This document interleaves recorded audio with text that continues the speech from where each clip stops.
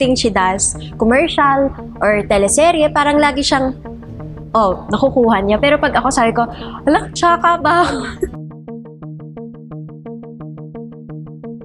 Ano ang totoo sa balita sa hidwaan ng dalawang sexy celebrity na si Ivana Alawi at ang dating kapuso actress na si Kim Domingo? Ito ay matapos ang hindi malinaw na dahilan sa hindi nila pagkakaintindihan at ayaw makatrabaho ang isa't isa. Binulabog ni OJ Diaz ang mundo ng showbiz sa ibinahagi na showbiz update ng batikang manager na si Ivana Alawi at Kim Domingo ay hindi umano gusto ang isa't isa na makatrabaho at ayaw makaeksena sa palabas ang dalawang sexy celebrity.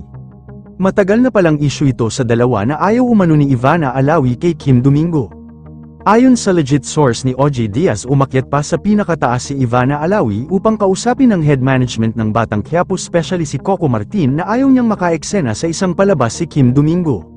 Mukhang may naganap na pagpili si Ivana Alawi kung sino ang kanyang makakaeksena sa isang palabas, ngunit hindi sumang-ayon ng Batang Quiapo management sa hindi pagpabor kay Ivana na palitan ng ibang babaeng cast si Kim Domingo. Kaya't mas pinili na lang ng aktres na piliin ang kanyang magaganap na pamamaalam sa Batang Quiapo dahil si Kim Domingo na ang papalit sa bagong leading lady ni Coco Martin sa Batang Quiapo.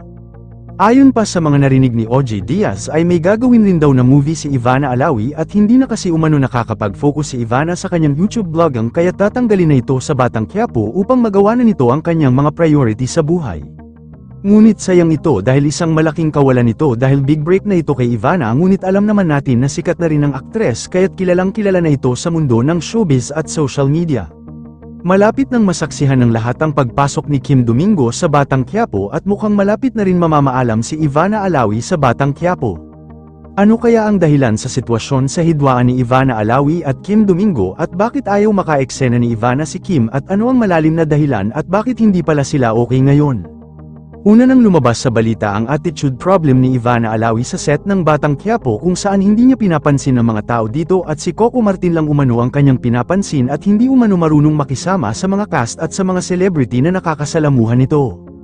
Ano sa tingin mo ang dahilan kung bakit hindi umano gusto ni Ivana Alawi si Kim Domingo kaya mas pinili na lang ng aktres na lisanin ng Batang Quiapo upang hindi na magpatuloy ang kanyang karakter sa palabas? Comment mo sa ibaba. Huwag kakalimutan i-like ang video na ito. Maraming salamat po sa panunood.